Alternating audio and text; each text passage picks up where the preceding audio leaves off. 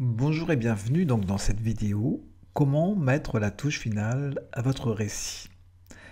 Tout d'abord, je vais me présenter, et pour ceux qui ne me connaissent pas, je suis Patrick Dubois-Baudry, écrivain biographe. Autrement dit, j'aide les personnes qui le souhaitent à écrire le récit de leur vie à partir d'entretiens enregistrés.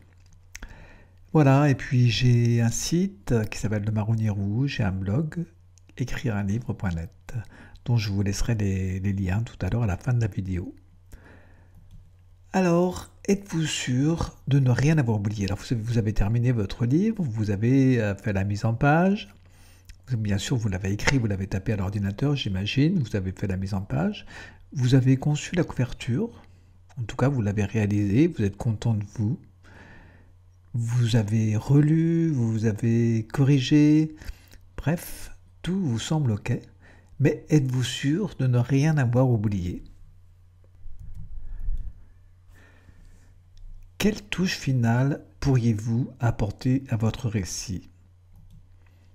Eh bien, une citation, par exemple, ou encore une dédicace, une préface, une postface également, des remerciements, un avertissement, citation des auteurs, on verra ce que ça recouvre, et puis un numéro très important, un peu technique, mais c'est l'ISBN, en fait la carte d'identité de votre futur ouvrage. Alors, la citation, on va d'abord voir la citation, en quoi ça consiste. Il y a des citations, normalement, ce sont des phrases qui ont été dites à un moment donné par de grands auteurs célèbres à travers tous les siècles. J'ai pris des exemples, par exemple, d'Aristote, qui dit « La sagesse de la vie est toujours plus profonde et plus large que la sagesse des hommes », ou encore « L'espérance est le songe d'un homme éveillé ». J'ai pris également d'un exemple chez Aragon. J'ai réinventé le passé pour voir la beauté de l'avenir, ou encore on pourra m'ôter cette vie, mais on n'éteindra jamais mon chant. Alors ne craignez rien, vous allez trouver plein de citations sur Internet. Il y a des dictionnaires de citations qui sont en accès libre. Sinon, bien entendu, vous n'êtes pas obligé de prendre une citation connue. Vous pouvez très bien prendre un extrait d'un poème, une phrase par exemple d'un roman qui vous plaît beaucoup, et pourquoi pas une phrase ou un vers d'un poème que vous auriez vous-même écrit. C'est tout à fait possible qui est sorti de votre imagination directement. Où placez votre citation? Généralement, on la place en haut, sur une page impaire et vierge, c'est-à-dire non numérotée. Donc c'est, par exemple, quand vous ouvrez le livre, c'est la page qui est sur la droite. Et en général, quand il y a très peu de texte sur une page, on ne la numérote pas. Alors la citation doit-elle avoir un rapport avec le contenu de mon ouvrage? Non, pas nécessairement, ce n'est pas du tout une obligation.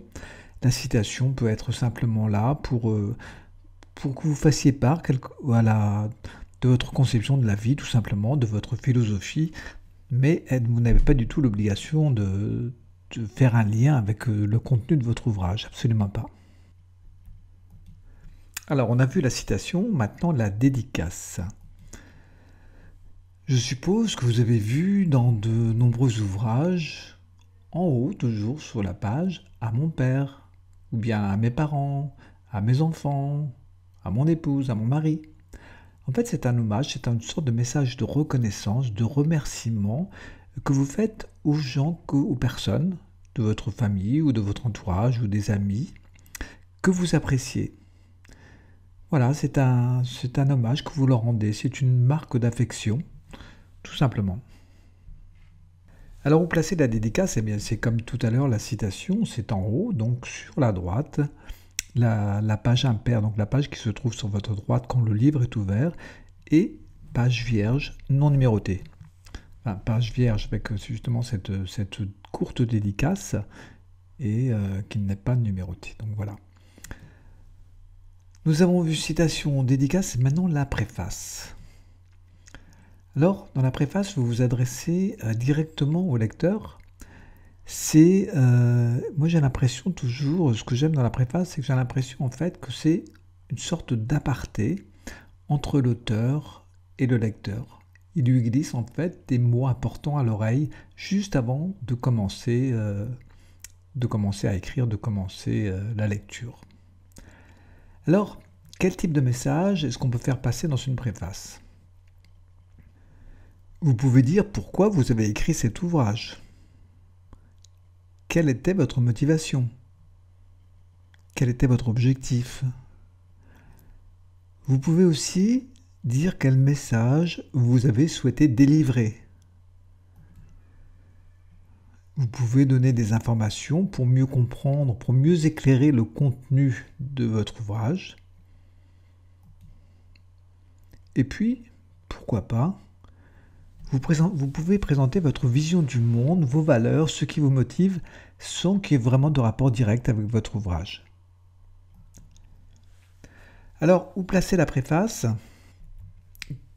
Toujours sur une page impaire, c'est-à-dire la page de droite. Cette fois, elle est numérotée parce qu'il y a un certain nombre de textes, il y a plusieurs lignes de texte.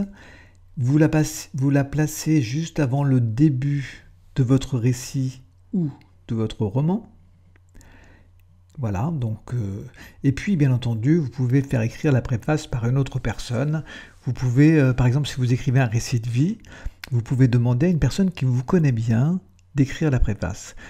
Si vous écrivez, par exemple, vous êtes médecin et vous écrivez un livre sur, je sais pas, la chirurgie cardiaque, vous pouvez demander à un grand chirurgien très connu de renforcer la crédibilité de votre ouvrage en écrivant votre préface. Tous les livres n'ont pas de préface. Généralement, les romans n'en ont pas, à part quelques exceptions. Par exemple, il y a des spécialistes en littérature qui vont vous présenter l'œuvre de Diderot ou l'œuvre de Balzac et qui feront justement une préface avant le roman de l'auteur. Généralement, il y a une préface pour les guides pratiques, pour les essais philosophiques ou littéraires, pour les livres politiques et pour les récits de vie. Alors, citation, dédicace, préface, postface. Alors, postface, oui, donc c'est pour conclure un ouvrage, pour présenter de nouvelles perspectives. Moi, je vois pas trop l'intérêt de la postface, à vrai dire. J'en ai jamais écrite, et franchement, non, je vois pas trop à quoi ça sert. Elle se place à la fin du récit, d'accord. Elle peut également être rédigée par une autre personne, de la même façon que la préface. Elle ouvre sur de nouvelles perspectives, sur de nouveaux horizons, mais pour être très sincère avec vous, je vois pas trop l'utilité. Enfin, j'ai pas encore vraiment compris à quoi elle servait.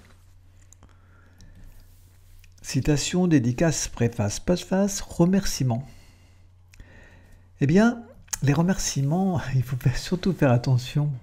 Si vous avez beaucoup de personnes à remercier, à n'oublier personne, parce que ça serait dramatique. Dans ces cas-là, il faut mieux faire un remerciement général à toutes les personnes qui se reconnaîtront selon la formule consacrée. Remerciements pour leur collaboration, pour leur aide précieuse. Sinon, qui remercier? Eh bien sûr, ceux qui vous ont conseillé. Ceux qui ont relu et corrigé votre tapuscrit. Ceux qui vous ont fourni des informations, de la documentation ou du matériel comme des photos par exemple. Mais n'oubliez pas non plus ceux qui ont cru en vous et vous ont encouragé. Et vous avez mesuré comme c'était important à ce moment-là d'avoir leur soutien, d'avoir leur confiance. Et puis aussi, toutes les personnes de votre entourage proche qui ont tout fait pour que vous puissiez écrire en paix. Je pense par exemple à votre conjoint ou à votre conjointe qui s'est occupé des enfants au moment où vous écriviez. Alors, citation, dédicace, préface, postface, remerciement, avertissement. Avertissement, donc c'est un petit peu particulier, on le trouve dans certains ouvrages. Par exemple, toute ressemblance avec des personnes ou des situations existantes ou ayant existé est purement fortuite. C'est quand un auteur veut se dédouaner. Ou encore, afin de préserver l'identité des personnes citées dans ce témoignage, plusieurs prénoms, patronymes et noms de lieux ont été modifiés par l'auteur ou l'éditeur. Donc en fait, c'est un besoin de transparence. Et voilà, c'est lorsque l'auteur ou l'éditeur désire annoncer la couleur et écrire en toute transparence. Autre cas un peu particulier, par exemple si votre récit porte sur une affaire en cours de jugement, vous devrez prendre les précautions suivantes. L'auteur ou l'éditeur, alors ça c'est ce que j'ai lu dans un livre qui s'appelle « Il m'a volé ma vie » de Morgan Seligman aux éditions EXO. Et voilà ce qui était écrit donc, à la fin du livre, ou au début, je ne me rappelle plus. Donc l'auteur ou l'éditeur rappelle par ailleurs qu'en vertu des articles 6.2 de la Convention européenne de sauvegarde des droits de l'homme et 9.1 du Code civil, toute personne accusée d'une infraction est présumée innocente jusqu'à ce que sa culpabilité ait été légalement établie par une décision de justice à caractère définitif. Autrement dit, si on fait allusion dans le livre à un roman, à un procès qui n'est pas terminé, eh bien, étant donné qu'il y a les auteurs sont présumés innocents, vous devez faire très attention et faire cette mise en garde. Pour ma part, j'ai écrit pour une personne un livre qui concernait un jugement qui était en cours et l'éditeur a refusé de le publier tant que le jugement n'aurait pas été rendu. Voilà. Alors, citation, dédicace, préface, postface, remerciement, avertissement, citation des auteurs. Alors, qu'est-ce que j'entends par citation des auteurs? Eh bien, de ne pas oublier les auteurs qui ont collaboré à votre ouvrage en les citant. Alors, ça peut être les photographes, par exemple, pour votre photo de couverture, vous avez pu faire appel à un photographe, ou encore, si vous avez mis des dessins, à un graphiste, à des dessinateurs, ou pour la mise en page à une agence de création, par exemple. Oui, un point important, assurez-vous que vous disposez bien des droits pour la diffusion des photos illustrant votre livre. C'est très important, sinon ça peut vous coûter très cher. Alors bien sûr, c'est valable uniquement si vous décidez de publier votre livre. Si votre livre reste dans une sphère très intime, si je m'exprime ainsi, par exemple dans votre entourage proche, famille et amis, il n'y a pas de problème au niveau des photos, mais il ne faut pas qu'il aille dans le domaine public. Il ne faut pas que ça sorte, il ne faut pas que votre ouvrage soit publié. Et puis, dernier point, l'ISBN qui est en quelque sorte la carte d'identité de votre ouvrage. C'est un numéro qui vous est délivré gratuitement et qui permet donc d'identifier votre livre. Je vais vous prendre un exemple. Si je souhaite acheter votre livre, donc je vais aller dans une librairie et alors votre livre ne sera pas forcément dans les rayons de la librairie, mais j'irai voir le vendeur ou la vendeuse et je lui dirai, ben voilà, moi je cherche le livre de monsieur ou madame Untel, voilà le titre et tout ça, il va regarder sur son ordinateur et comme vous aurez mis un numéro d'ISBN, il va vous retrouver. Et comme ça, il pourra vous passer la commande et moi je pourrai acheter votre livre. Donc c'est très important d'avoir un numéro ISBN. Alors le numéro ISBN, il se met à la fois à l'intérieur du livre et il se met sur la dernière page de couverture, qu'on appelle la 4e de couverture. Donc au dos de la couverture.